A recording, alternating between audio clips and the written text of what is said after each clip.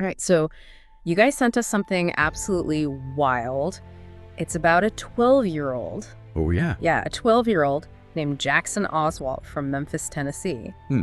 And this kid built a nuclear fusion reactor Real. in his bedroom.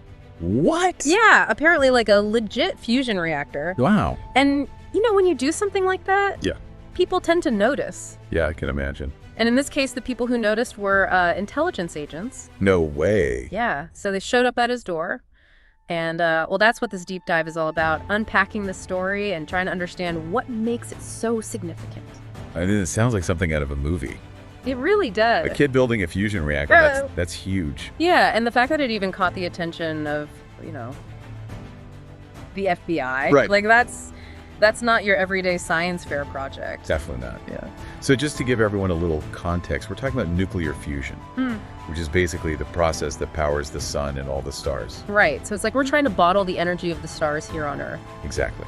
And the way it works is you take these super tiny atoms, like lighter than a feather, Okay. and you smash them together at unbelievably high speeds. Uh-huh. And when they collide just right, they fuse together into a bigger atom and release a massive amount of energy. Okay, so like a tiny explosion, basically. In a sense, Yeah. but way more powerful than any chemical explosion. Oh, wow. Like orders of magnitude more powerful. So I'm guessing that's why everyone's so excited about fusion power. Exactly. It's like the holy grail of clean energy. It's incredibly efficient. It doesn't produce any greenhouse gases. And the fuel source is basically seawater. Wow. So limitless clean energy. Sounds too good to be true. But there's a catch. Yeah, I figured. Actually, a few catches. It's insanely difficult to achieve. Like, think about it. You're trying to recreate the conditions inside the sun, here on Earth. So you need temperatures hotter than the core of the sun. That's unbelievably hot. It is. And then you have to contain this superheated plasma, which is like this crazy energetic state of matter using these massive, powerful magnets. And on top of all that, you have to make sure that you get more energy out of the reaction than you put in. Right, like a net positive energy gain. Exactly. Otherwise, it's kind of pointless. Yeah, pretty much. Yeah. That's why even small advancements in fusion research are considered major breakthroughs. Okay, so we're talking about a process that's incredibly complex and requires massive resources and expertise just to make tiny steps forward. Absolutely. Which makes what this 12-year-old kid did even more incredible. Yeah, I mean, it's mind-blowing to think that a kid in his bedroom could pull off something that scientists around the world are struggling with. I know, it's wild. Yeah. And it's not like he just stumbled upon it either. Like, he had a very specific goal in mind. So what was his motivation? It wasn't just for, like, extra credit in science class, right? Definitely not. He was driven by this real passion to prove to himself that he could do it.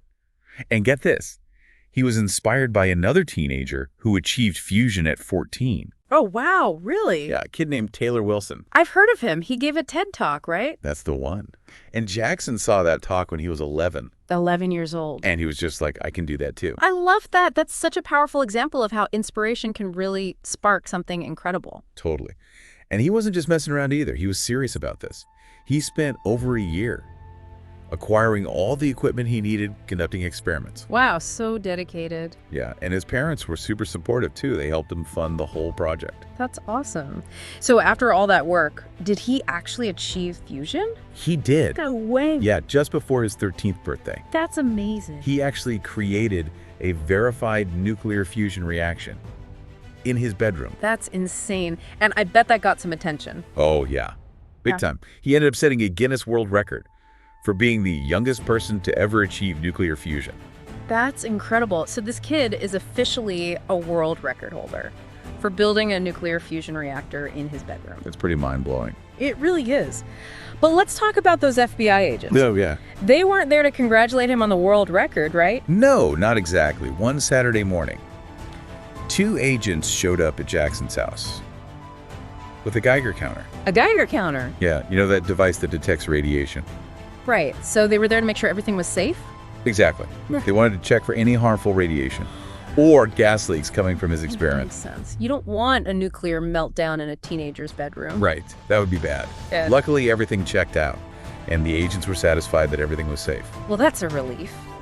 So we've got this amazing story about a 12-year-old kid achieving something remarkable in a field where even the brightest minds and biggest budgets are struggling to make progress. What does this tell us about human potential? I think it shows us that incredible things can happen when you combine passion, curiosity, and dedication. Yeah, it's like this kid wasn't limited by the traditional barriers of, funding or access to giant labs. Right, he just had this drive to explore and create. And he ended up achieving something truly groundbreaking. It really makes you think. What other seemingly impossible things are actually within reach? Yeah, maybe all it takes is a spark of inspiration and a willingness to push the boundaries. So for everyone listening, let Jackson's story be a reminder that age and resources don't have to limit your potential. What seemingly impossible dreams might you be able to achieve? With enough dedication and that all-important spark of inspiration, think about it.